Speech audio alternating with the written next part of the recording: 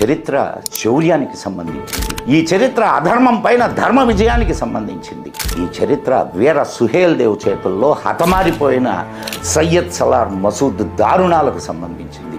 16 సంవత్సరాల వయస్సులోనే అత్యంత క్రూరుడు, సింధు నది యువతలో ఉన్నటువంటి సమస్త భారతదేశం తన చెప్పు చేతుల్లోకి రావాలి అనేది వీడి ఆకాంక్ష. పాపం పెరిగినప్పుడే కదా భగవంతుడు ఆ పాపాన్ని నిర్మూలించడానికి తన అంశను పంపిస్తాడు.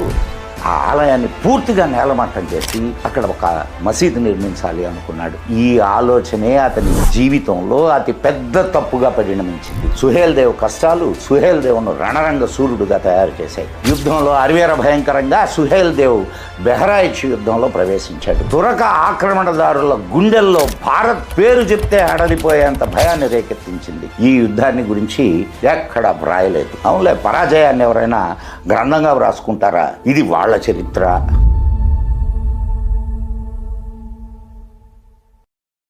నమస్తే సదావత్సలే మాతృభూమే. నమస్కారం మిత్రులారా, నేను మీ మదన్ గుప్తా.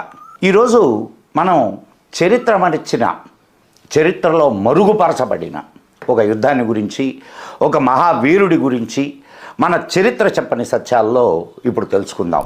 మన భారతీయులందరికీ తెలియని విషయం ఒకటి ఉంది. 1150లో గజనీ మహమ్మద్ చేసిన నిరంతర దాడుల తరువాత భారతీయుల వీరత్వానికి, భారతీయులను ఎవరూ ఓడించలేరనే ఖ్యాతికి మచ్చ ఏర్పడింది. సోమనాథ్ ఆలయాన్ని గజనీ ఎంత దారుణంగా విధ్వంసం చేశాడో మనందరికీ తెలిసిన విషయమే.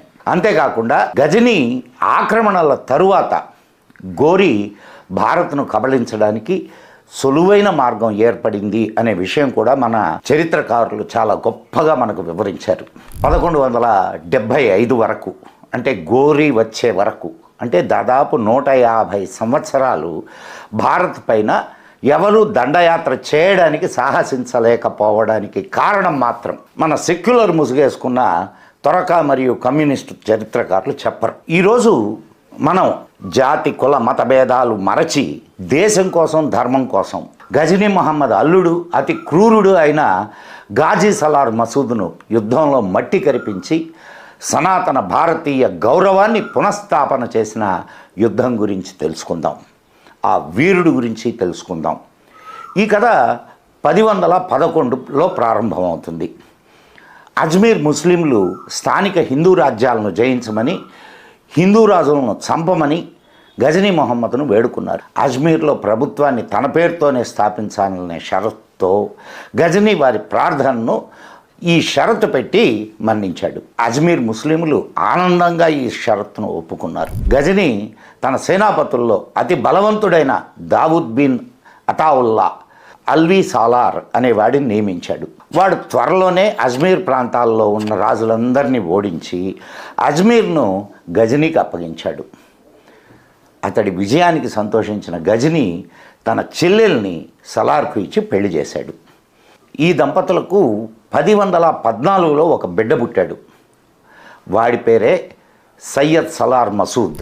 ఈ సయ్యద్ సలార్ మసూద్ చిన్నప్పటి నుండే తన మామలాగా అత్యంత క్రూరుడు, మహత్వాకాంక్ష కలిగినటువంటి వాడుగా తయారయ్యాడు.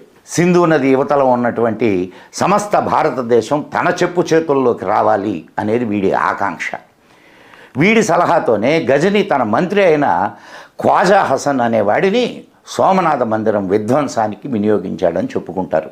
సయ్యద్ సలార్ మసూద్ తన మామ అయిన సుల్తాన్ను హిందూ నదిని దాటి భారత్ను ఆక్రమించుకునేందుకు అనుమతి కోరాడు. కేవలం 16 సంవత్సరాల వయస్సులోనే సయ్యద్ సలార్ మసూద్ మొదట ముల్తాన్, ఆ తర్వాత ఢిల్లీ, మీరట్, కనౌజ్ల మీదుగా యుద్ధాలు చేసుకుంటూ వారణాసి వరకు తన ఆధిపత్యాన్ని స్థాపించాడు. ఆ తర్వాత అతడు బెహ్రైచ్ నుంచి వ్యతిరేకతను ఎదుర్కోవాల్సి వచ్చింది. చివరిలో సయ్యద్ సలార్ మసూద్ తండ్రి అల్వీ సలార్ ఆ విద్రోహాన్ని గుర్తించి అణచివేశాడు. గజనీ ఎంత క్రూరంగా అమాయకుల ప్రాణాలు తీశాడో అంతకు 10 ఈ సయ్యద్ సలార్ తన క్రూరత్వాన్ని ప్రదర్శించి కొత్త చరిత్ర సృష్టించాడు.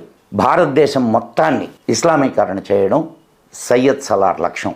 కానీ అతని ప్రారంభం మరోలా వ్రాయబడి ఉంది. బహ్రాయిచ్కి కొద్ది దూరంలో శ్రావస్తి నగరం ఉంది. శ్రావస్తి రాజు మోర్ధధ్వజుడు చుట్టుపక్కల రాజులతో కలిసి సయ్యద్ సలార్ మసూద్కు వ్యతిరేకంగా విద్రోహం చేశాడు. సయ్యద్ సలార్ గాజీ ఆ విద్రోహాన్ని అణచివేశాడు. కానీ శ్రావస్తిలో విద్రోహపు మంటలు ఇంకా చెలరేగుతూనే ఉన్నాయి. చాలా కష్ట నష్టాలకు వచ్చి శ్రావస్తి రాజు మూర్ధధ్వజుడు తన సింహాసనాన్ని కాపాడుకున్నాడు. అతను ఎంత కష్టపడ్డాడో ఆయన పెద్ద కొడుకు సుహేల్ దేవుకు మాత్రమే తెలుసు. సుహేల్ దేవ్ పుట్టుకతోనే రాజు కాదు, ఆయన చిన్నతనంలోనే చాలా పేదతనాన్ని అనుభవించాడు. ఆయన అనుభవించిన కష్టాలు ఆయనను ఒక గొప్ప వీరుడుగా తీర్చిదిద్దాయి. అగ్నిలో తప్తమైన బంగారానికి ఎలాగైతే వన్నె వస్తుందో అలా సుహేల్ దేవ్ కష్టాలు సుహేల్ దేవును రణరంగ సూర్యుడుగా తయారు చేశాయి.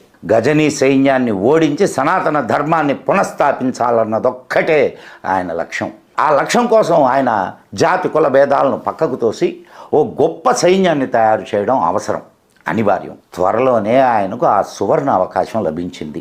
అది 1034లో సూఫీ అబ్దుల్ రహమాన్ చిస్తీ వ్రాసిన కావ్యం మిరాతే మసూదీలో సుహేల్ దేవ్ సయ్యద్ సలార్ల మధ్య జరిగిన యుద్ధం గురించి పూర్తిగా వివరించబడింది.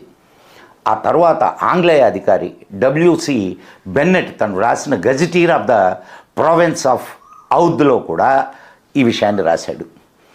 సయ్యద్ సలార్ మసూద్ ఎన్ని ప్రయత్నాలు చేసినా బెహ్రాయిచ్ రాజులు అతని ఆధిపత్యాన్ని స్వీకరించలేదు. ఇక వారిని ఉపేక్షించకూడదని సయ్యద్ సలార్ మసూద్ 1033లో ఒక పెద్ద సైన్యాన్ని తీసుకొని బెహ్రాయిచ్ వచ్చాడు. అతను విద్రోహాన్ని అణచడానికి వచ్చాడనుకున్నాడు, కానీ అతని మృత్యు అతన్ని బెహ్రాయిచ్ పిలిపించింది అని అతనికి తెలియదు. సయ్యద్ సలార్ మసూద్ ఒక సరోవరం దగ్గర ఒక ధ్వంసం చేయబడిన సూర్య దేవాలయాన్ని చూశాడు. ఎంత ధ్వంసం చేసినా ఆ సూర్య దేవాలయం రాజసం అలానే ఉంది. అది సహించలేకపోయాడు వాడు. ఆ ఆలయాన్ని పూర్తిగా నేలమట్టం చేసి అక్కడ ఒక మసీదు నిర్మించాలి అనుకున్నాడు. ఈ ఆలోచనే అతని జీవితంలో అతి పెద్ద తప్పుగా పరిణమించింది. పాపం పెరిగినప్పుడే కదా భగవంతుడు ఆ పాపాన్ని నిర్మూలించడానికి తన అంశను పంపిస్తాడు. యుద్ధంలో అరివేర భయంకరంగా సుహేల్ దేవ్ బెహ్రాయిచ్ యుద్ధంలో ప్రవేశించాడు. సయ్యద్ సలార్ మసూద్ను యుద్ధానికి ఆహ్వానించాడు. అందరి సైన్యాన్ని ఒకే ధ్వజం క్రింద యుద్ధం చేయడానికి సన్నద్ధం చేశాడు సుహేల్ దేవ్. ఆయన సైన్యం దావానలంగా ఉత్సాహంతో ఉరుకులు వేస్తూ మసూద్ సైన్యాన్ని చుట్టుముట్టింది. 1034లో ఆ భయంకర యుద్ధం మొదలైంది. ఆ యుద్ధాన్ని గురించి వ్రాయడానికి కమ్యూనిస్ట్ గాజీ చరిత్రకారుల కళాలు మోగబోయాయి. యుద్ధం ఎలా ప్రారంభమైంది, రాజా సుహేల్ దేవ్ సైన్యం మసూద్ సైన్యాన్ని ఎంతగా భయభ్రాంతుల్ని చేసింది, ఈ రోజుకు కూడా మన చరిత్రకారులు మన దగ్గర మాట్లాడరు, అంత గుప్తంగా దాచారు. కానీ సూఫీ అబ్దుల్ రహమాన్ చిస్తీ రాసిన కావ్యం మిరాతే మసూదీలో సుహేల్ దేవ్ ఎలా మసూద్ సైన్యాన్ని మట్టి కరిపించి మసూద్ను కడ ప్రాణాలతో యుద్ధభూమిలోనే వదిలిపోయాడో చాలా విపులంగా వివరించాడు. భారత్ను జయించాలని కలలు కన్న సయ్యద్ సలార్ చివరకు కాకులకు గద్దలకు కుక్కలకు నక్కలకు ఆహారం అయిపోయాడు. ఈ యుద్ధం ఎంత భయంకరమైందంటే తురక ఆక్రమణదారుల గుండెల్లో భారత్ పేరు చెప్తే హడలిపోయేంత భయాన్ని రేకెత్తించింది. సయ్యద్ సలార్ మసూద్ దయనీయమైన హీనమైన చావు వారిలో మరో 150 సంవత్సరాలు భారత్ వైపు కన్నెత్తి చూడకుండా చేసింది. బహుశా అందుకనేమో ఈ యుద్ధాన్ని గురించి మన తురక చరిత్రకారులు, ఎర్రకళ్ళద్దాల చరిత్రకారులు ఎక్కడ వ్రాయలేదు. అవునులే, పరాజయాన్ని ఎవరైనా గ్రంథంగా వ్రాసుకుంటారా? ఇది వాళ్ళ చరిత్ర. ప్రస్తుత చరిత్రకారులు కూడా ఈ యుద్ధాన్ని గురించి ఒప్పుకోరు. ఒక విదేశీ ఆక్రమణదారుడిని ఒక భారతీయ వీరుడు యుద్ధంలో ఓడించాడు అంటే వీళ్ళ మనస్సులు ఒప్పుకుంటాయా? విదేశీ ఆక్రమణదారుడికి చివరి గడియల్లో మంచినీళ్లు కూడా దొరకని విధంగా భారతీయ వీరుడు ఓడించాడు అని చెప్పడానికి ఈ నక్క చరిత్రకారుల నోళ్లు ఎండిపోతాయి. దౌర్భాగ్యం ఏంటంటే సయ్యద్ సలార్ మసూద్ను మట్టి కరిపించిన సుహేల్ దేవ్ వీరత్వానికి గుర్తుగా ఒక స్మారక చిహ్నం కానీ ఒక గుర్తు కానీ లేదు. కానీ దుష్టుడైన సయ్యద్ సలార్ మసూద్ సమాధి బెహ్రాయిచ్లో ఉంది. దాన్ని గాజిమియా దర్గా అని పిలుస్తారు. దుర్మార్గుడు హిందువుల రక్తాన్ని ఏరులుగా పారించిన ఈ పాపిష్టివాడి దర్గాకు వెళ్ళి ఇప్పటికీ మొక్కులు చెల్లించుకొని వస్తుంటారు చరిత్ర తెలియని మన దౌర్భాగ్య హిందువులు. చాలా సంవత్సరాల వరకు గంధోత్సవాలు కూడా చాలా అట్టహాసంగా నిర్వహించారు మన హిందువులు ఎప్పుడు కళ్ళు తెరుస్తారో, ఎప్పుడు నిజాలు గ్రహిస్తారో వేచి చూడాలి. ఈ గంధోత్సవం పైన ఈ మధ్యనే యోగి ఆదిత్యనాథ్ ఆంక్షలు విధించాడు. ఈ చరిత్ర శౌర్యానికి సంబంధించింది. ఈ చరిత్ర మన గౌరవానికి సంబంధించింది. ఈ చరిత్ర అధర్మం పైన ధర్మ విజయానికి సంబంధించింది. ఈ చరిత్ర వీర సుహేల్ దేవ్ చేతుల్లో హతమారిపోయిన సయ్యద్ సలార్ మసూద్ దారుణాలకు సంబంధించింది. చరిత్రకారులు చెప్పని, చరిత్రకారులు మరుగుపరచిన భారతీయ వీర యోధుల చరిత్ర ఇది. మరో చరిత్ర చెప్పని సత్యంతో మీ ముందుకు వస్తాను. ఈ వీడియో మీకు నచ్చినట్లయితే మన ది మదన్ గుప్తా ఛానల్ను వెంటనే సబ్స్క్రైబ్ చేయండి. సబ్స్క్రైబ్ చేయకపోతే బెల్ ఐకాన్ నొక్కండి, లైక్ చేయండి, షేర్ చేయండి. మీ అభిప్రాయాలను కామెంట్ బాక్స్లో మాకు తెలియజేయండి.